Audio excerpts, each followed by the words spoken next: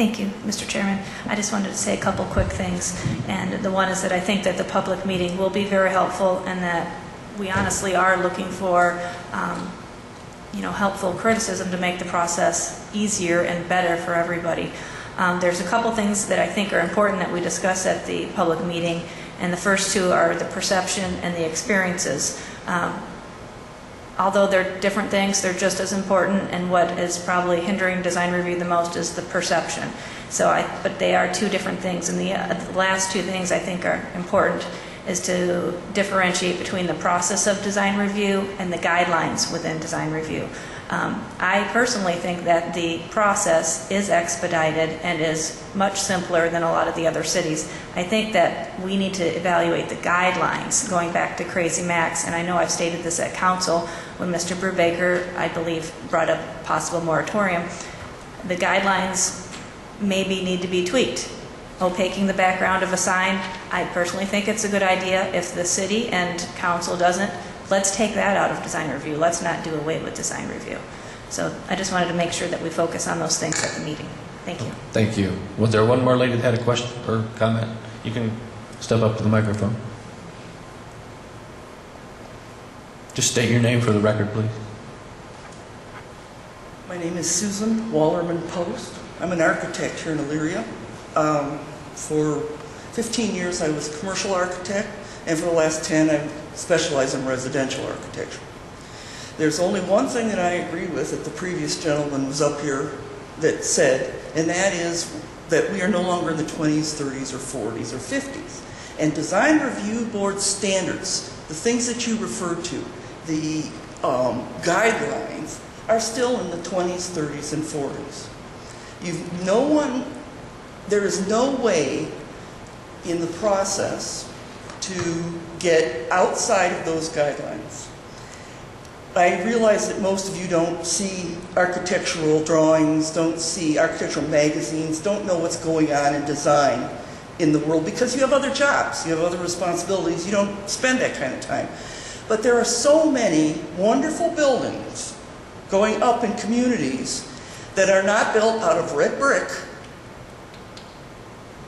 that someone needs to be aware of this that's on the design review board. There are many new materials. There are materials that were never even heard of in 1950 that are now standard building materials that aren't even on that list. The second thing that I would like to get mentioned is that a civilian group of people review what goes before design review board before it goes there. And they have a nay or yay on that. And most of these people also do not have any design degrees, do not have any architectural degrees, don't have any community planning degrees. They're people who know what they like because they see it all over the place. Well, that's true. Our entire community is kind of the same. It's in the housing, has gone, you can tell a house from the 30s, you can tell a house from the 40s, or the 50s, for the last 60s, 70s, 80s, and 90s, you can tell what houses look like. They haven't changed that much, they're just getting a little bit, everything's getting a little thinner, skinnier, and cheaper. But it's costing more. So, we need to have people on the board.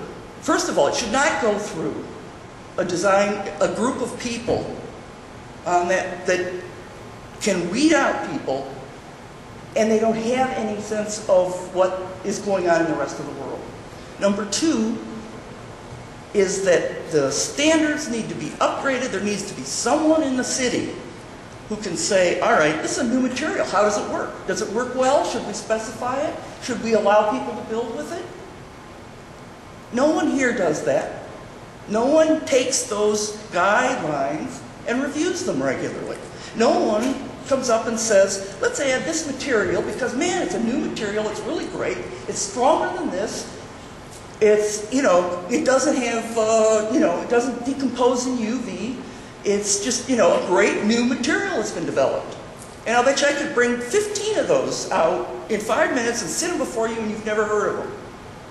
And this city hasn't heard of them. And one last point There's a city in Spain called Bilbao. Has anyone heard of Bilbao? Well, Bilbao was a little provincial Spanish town.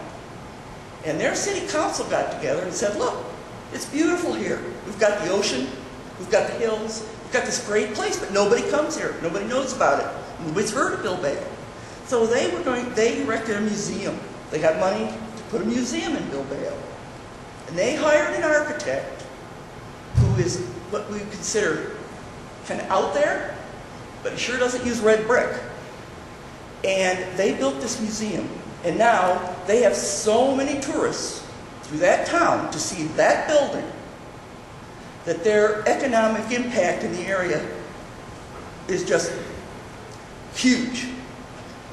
And that's something that this city needs to think about.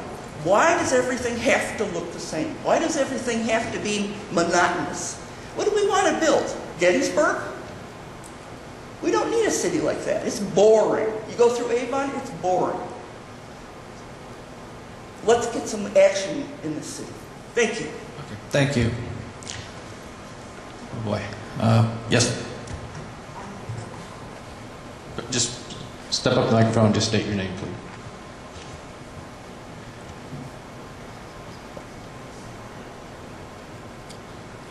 Good evening. My name is Dezanne Collins, and yes, I would love to be an alternate. A, I was born and raised here. B, I went to Elyria High School. C, I own my own small business, come from a family of small business owners, and I'm a decorator. I'm certified in many different things. You said you would love to hear the viewpoint of a business owner. The problem is, the main problem is, and what I hear too from other people that are outside, I would love to do something here in my own hometown and help people, but when all of a sudden I have to wrap that building in red brick, and we complain there's no jobs here, the cost of the red brick over what Mrs. Wallerman just said, this beautiful other alternative building materials, $30,000, to me, that could be 2 part-time people I could hire and help out. So what I have difficulty with is we complain there's no jobs, but yet you're really making it very difficult for anyone to want to bring a business here. And absolutely, the problem I have with red brick, I know it's beautiful, I know we're Western Reserve, I do think we need to have some type of guidelines, but it looks very institutional and it's very cold. And I do have a background in color and psychology. So why would anybody want to come into a city that is beautiful and has so much to offer? We have a great downtown. We have beautiful waterfalls. Elyria has so much to offer. I just wish that you could be more business friendly, and I'm just speaking from my heart that it's the truth. And brick just tends to be very cold. And the other issue that I have with this is, if you're going to demand something on a new building, I know this is a rough subject, I know they're big and powerful, but gosh darn it, someone needs to ask the Spitzers to take the wood out of the windows.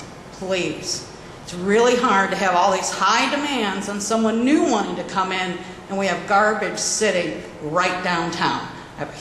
I'm embarrassed to bring people here. Right now, my business is doing business in Westlake. I'd love to bring them here. I want to bring them here. I love my city. I just wanted to say that. Third-party objective. All right. Thank you very much. Yes, ma'am. I'd just like to make one quick additional comment. The city of Elyria has a building department that reviews our drawings. That drawing out. We have a building department that reviews drawings. They review the codes for fire. They review the codes for plumbing, electrical, etc. I don't know why Design Review Board needs an electrician, a plumber, etc. on it, because that gets reviewed to make it conform to the codes and laws of the state and the nation. I don't know any plumbers that I would trust to design my house. Okay? That's the difference between reviewing drawings to make sure they match, and Design Review Board is looking at the outside of it. It has absolutely nothing to do with the plumbing, the electrical, etc. Thank you. Okay, thank you.